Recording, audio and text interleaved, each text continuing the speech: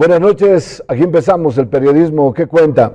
Estamos conversando ya y directamente con el señor Efraín Villalpando. Él es profesor, es el máximo dirigente de la Federación del Magisterio del Departamento de Chuquisaca. Profesor, ¿cómo está? Buenas noches. Buenas noches, Iván. Un gusto estar acá en tu programa. ¿Qué se siente volver a clases cara a cara con los estudiantes? Lo que no ha ocurrido hace 2 años, ¿eh? Sí, es ya, bueno, en realidad algo que se extrañaba, ¿no? Y es algo, una experiencia, bueno, que se recuerda, ¿no? Hace 2 años con nostalgia y que ahora lo estamos viviendo y que cuesta un poquito volver a la normalidad, especialmente por la parte de los estudiantes que trabajan en el turno del día. Yo trabajo en educación alternativa y entonces... ¿Qué quiere decir educación alternativa? Lo que se llamaba antes los CEMAS, ¿no? Centro de Educación Mediada de Adultos, que era antes, ahora se llama educación alternativa, educación también para adultos, pero que esta vez tiene diferentes reparticiones. Es lo que estaba flaqueando, ¿no? En realidad, los colegios nocturnos eran los que estaban flaqueando. O sea, en este caso los CEAS, que son Centros de Educación Alternativa, han estado todavía con un buen número de estudiantes, ¿no? Están con un buen número de estudiantes, pero sin embargo también hay un poco de ausentismo por parte de ellos. Porque tenía que fusionarse, según lo que usted me dijo, el Padilla con otros colegios. Sí. ¿Había una especie de reordenamiento o de desorden por ahí? En los colegios nocturnos sí, son del área regular, donde están los chicos de 12 a 18 años. Sí. Y en los CEAS están de 18 para adelante. Sí, exacto, pero ¿el colegio Padilla y otros lograron fusionarse o no? En realidad se logró frenar la fusión de un colegio, bueno, de 2 colegios en sí. Se logró salvar a un colegio, el otro ya no se podía justificar. ¿Cuál se salvó? En realidad se salvó el colegio Kennedy. Kennedy, que es más antiguo. Estamos en ese tránsito de fusionar estos 2 colegios por el tema de la estadística, es muy baja, no se podía justificar por ningún motivo, un estudiante, 4 estudiantes que estaban ahí, pero bueno, en realidad esta fusión se está haciendo en consenso con los maestros, porque también esto va a permitir su funcionamiento durante 5 años por lo menos, ¿no? Ya, pero estos colegios tienen una razón de ser, gente que trabaja durante el día, sale en el día a las 6 de la tarde, digamos, ingresa a estudiar, digamos, 6:30 de la tarde. O sea, tiene una razón de ser este tipo de colegios. ¿Por qué? O sea, la gente ya no está yendo a estudiar, o ya no hay gente que tenga la necesidad de estudiar en la noche.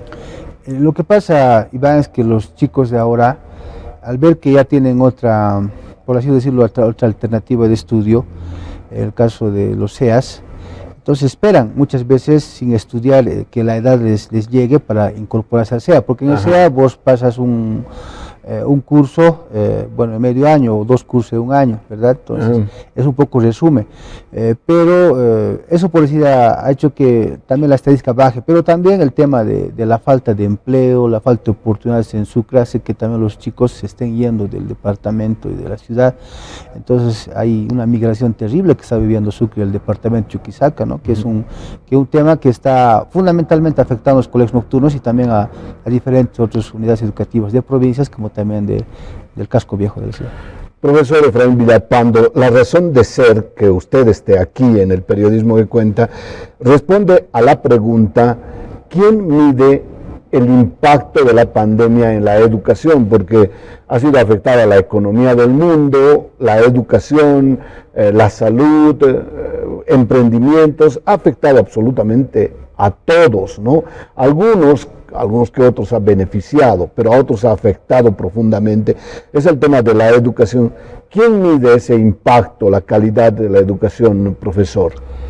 En realidad, en Bolivia se ha establecido con el ingreso de la reforma 070, se ha querido hacer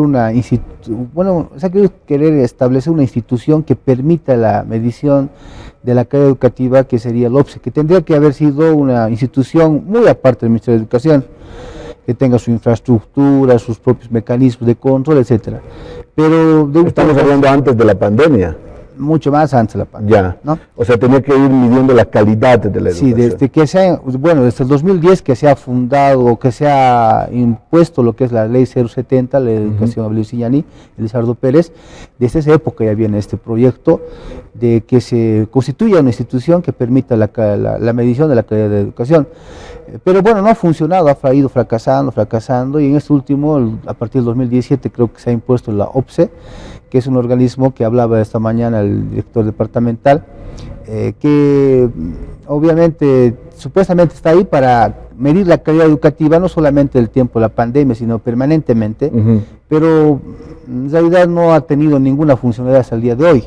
Es más, se ha convertido en un botín más de pegas, de empleo del gobierno del MAS, que prácticamente es una institución obsoleta que no hace absolutamente nada, ¿no? Y es más, sus últimos autoridades han sido pues ex militantes del mal llamado Partido Comunista, que están ligados al gobierno del MAS. Por tanto, no podemos... Pero ¿a quién mide? ¿A quién mide? ¿Cómo están enseñando ustedes, los profesores, la participación de los padres de familia, los estudiantes y su rendimiento, las autoridades de cada uno de los establecimientos educativos, dirección distrital, dirección departamental, gobierno, la municipalidad? Compromete a todos la educación. ¿A quién mide este organismo, digamos, independiente? Bueno, en realidad tendría que medir por diferentes instancias, ¿verdad? Porque la educación es algo integral que involucra a muchos actores.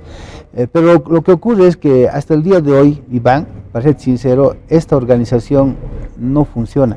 No funciona. No existe. O sea, desde nuestro punto de vista como federación, si bien existe en el papel, nunca les hemos visto. Por decir que se acercan a la federación para coordinar la medición, por ejemplo, o con la Confederación de Trabajadores en Educación Urbana de Bolivia, tampoco. Yo he estado dirigente allá en La Paz y nunca les hemos nunca nos han visitado, por así decirlo. Entonces, reitero, es una institución fantasma, podríamos decirlo así, que no tiene ninguna funcionalidad más que a favorecer, decir, ¿no? Tal vez inventarse algunos datos de que aquí la calidad educativa está súper, está bien, viento en popa. Pero eso es autoengañarse, ¿no? Porque es una institución que depende del Ministerio de Educación, aunque digan que no, depende. ¿Dónde trabaja, por ejemplo, aquí este organismo, esta instancia? Aquí no hay. Aquí no tienes, por si es una instancia de control, de qué sé yo, de medición, debía tener en cada departamento una oficina. Y si tiene, debe estar en coordinación con la dirección departamental, que hasta el día de hoy no lo conozco yo. Pero la dirección departamental dijo que este organismo va a rendir un informe a mediados de abril o finales de abril. Dijo tal cual. Bueno, usted no está para responder eso, qué hará, qué datos brindará. Lo que me dijo un profesor de la zona de Asari, me dijo, sí, toman en muestreo algunos colegios, digamos, ¿no? El colegio Junín, por otro lado el colegio Mujía y otro colegio, digamos, Hugo Pope, por el otro lado. Entonces les preguntan, ¿cómo está la educación? ¿Cómo está enseñando? Bien, le dicen. Bueno, entonces toman apuntes y ya está. O sea, es nada más una consulta, pero no hay una medición real, que tampoco deben tener parámetros, profesor, ¿eh?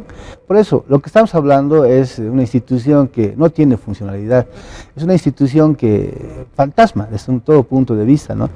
Que autoridades que anteriormente han sido viceministros, ¿no? Como reconocidos militantes, como te decía, del mal llamado Partido Comunista, ahora están ahí fungiendo como máximas autoridades que hasta el día de hoy, bueno, no se los ve, no se los observa, no hay coordinación con las instancias sindicales, no hay coordinación con los padres de familia. Yo creo también que le traslade esa pregunta a los padres de familia, si han coordinado con ellos.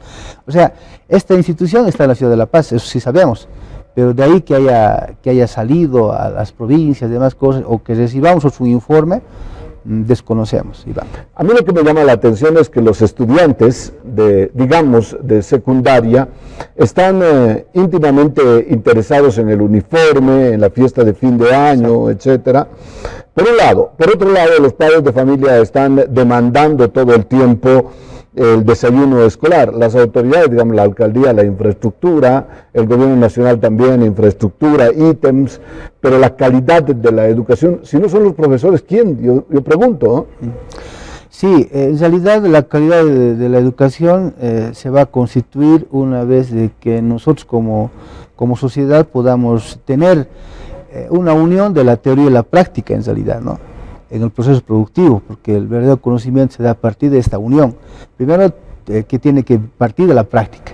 Para eso tienen que abrirse las fábricas, los medios de producción, donde los estudiantes puedan investigar, inmiscuirse en el proceso productivo y después de haber conocido la práctica, volver a la unidad educativa, analizar teóricamente. Práctica, teoría. No la práctica de la manito, ¿no? Claro, siempre.